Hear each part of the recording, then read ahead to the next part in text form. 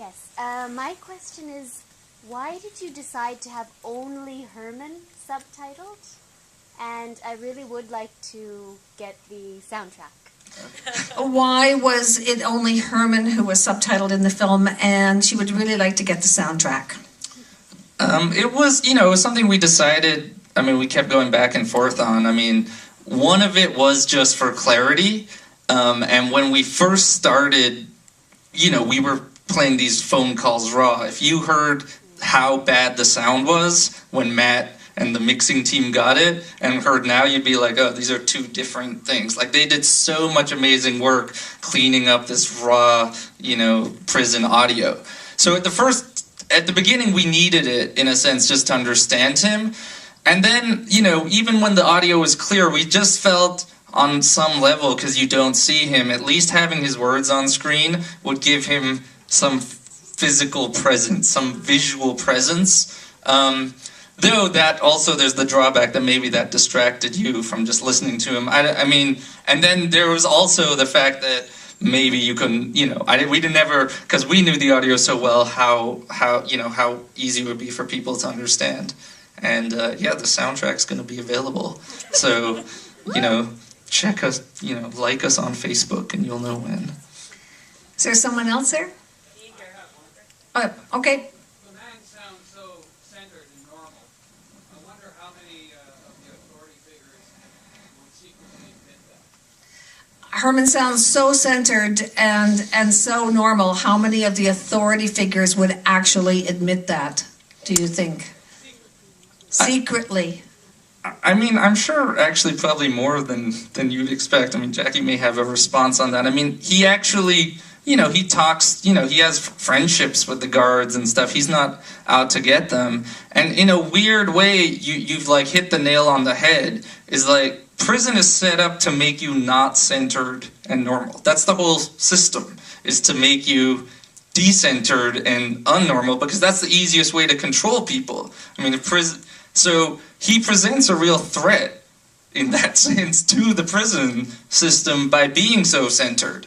And that's part of the reason they put him in solitary, because, if you had all these really normal centered people running in prison, you wouldn't, they wouldn't get they wouldn't be able to control the inmates in these kinds of degrading kind of situations. So I feel, in the back of their heads, a lot of people know that, oh, this guy is really sane and put together, and that's really frightening for a prison system.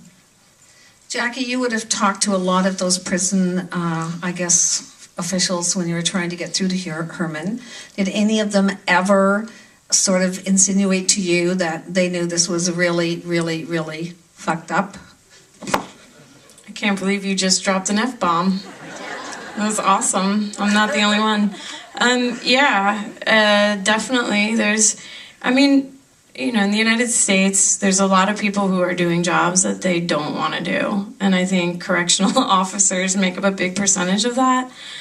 Some of them, especially in Angola, which is a former slave plantation, where the slave owners and then subsequent prison guards would live on the property. So there's like a whole history of prison guards who grew up inside the prison, literally, right? Which sounds weird, right? Or like slavery. So I think with few exceptions, not many correctional officers enjoy their job. And within that, you still find people who are living, breathing human beings and connect to Herman and Albert in ways. And yes, they've expressed it to me one-on-one. Most of the prison guards know me. So does the warden, who's greeted me several times. Big hugs. And some of them have contacted me secretly to let me know that, they're there for him and they know he's innocent. I've actually had a prison guard contact me to let me know that he believes Herman is innocent. Yeah. We have time for 2 questions, so. Okay.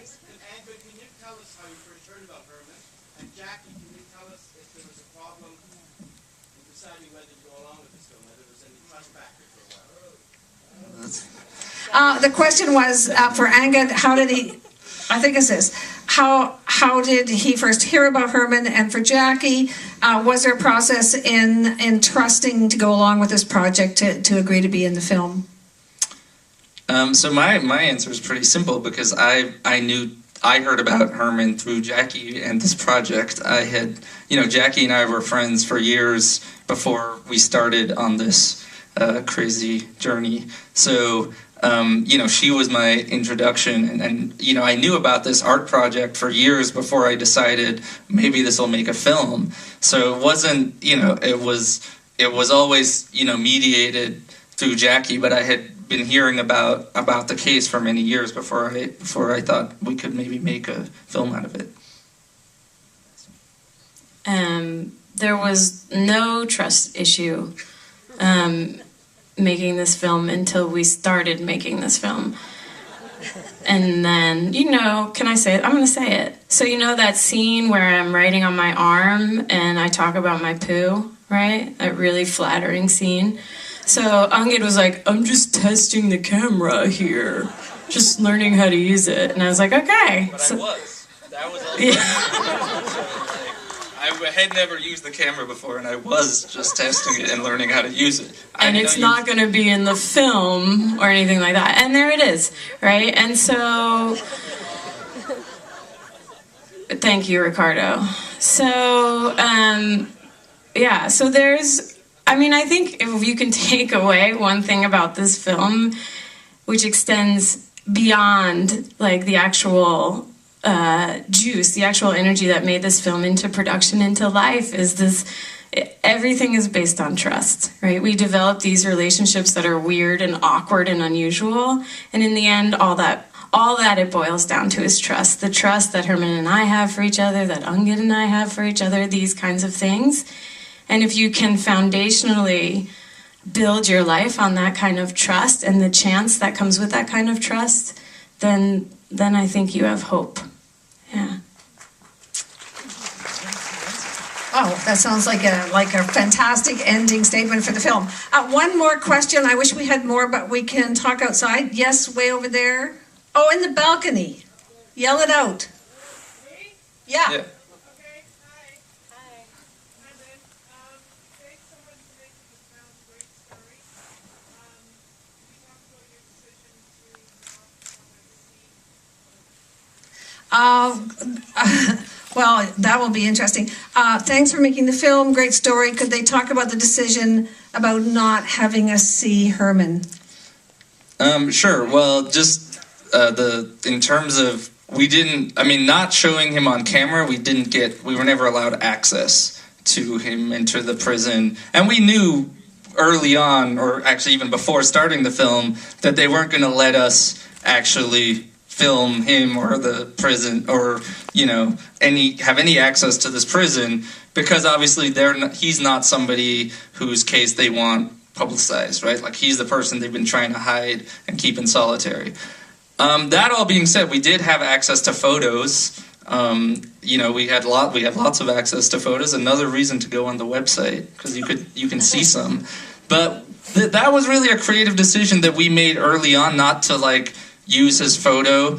And I guess, I don't know whether it worked or not, but I think it's frustrating. It's a frustrating process for an audience to not get to see this person who you're listening to all the time. And we hope that frustration isn't directed at us, the filmmakers, but at the system that confines him. And we also felt that in a way, not showing him kind of emphasized that confinement and forced you to imagine as an audience what he looks like, what he's doing. And, I don't know if audiences like to work or imagine anymore, but I hope that they do.